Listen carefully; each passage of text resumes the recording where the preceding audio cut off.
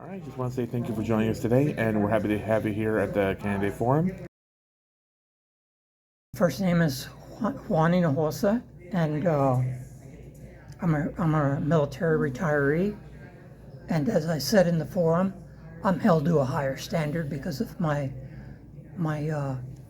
pledge to the Constitution.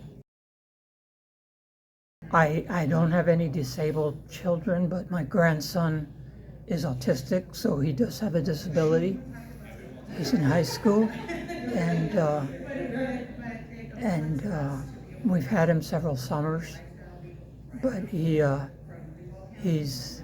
under medication so that he has the ability to control that issue. My wife and I moved to Brevard in 2017. We lived at Patrick Air Force Base for a year while we looked for a place to purchase.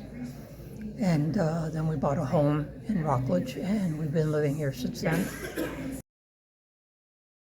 I am not a caregiver, but I'm familiar with the struggles that one of my friends has.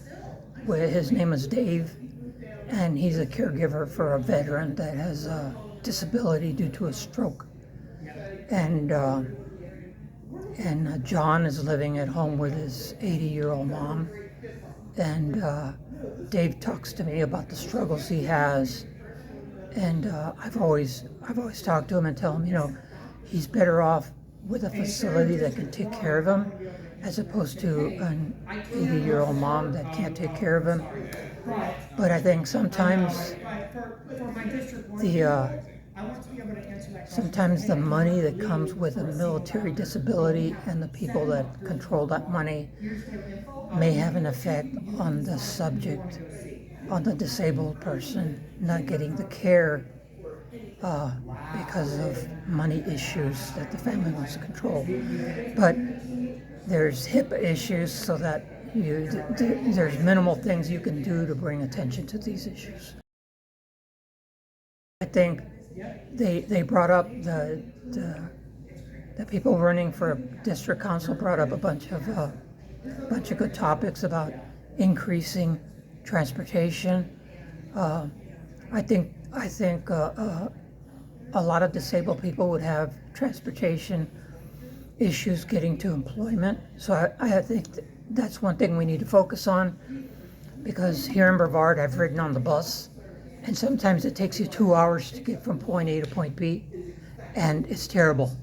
And I wanted to have that experience so that I know what someone without a vehicle has to do in the county.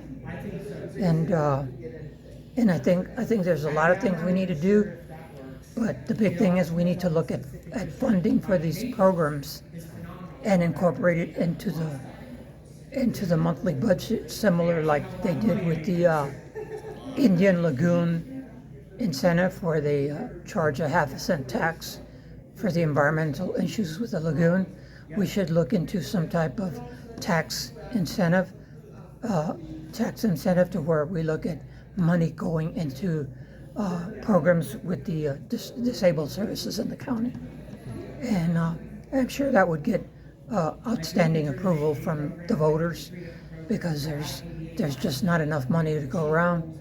And I still have the feeling and the belief that we as Floridians and Americans care for the needs of all the people, not just the people within our own political party.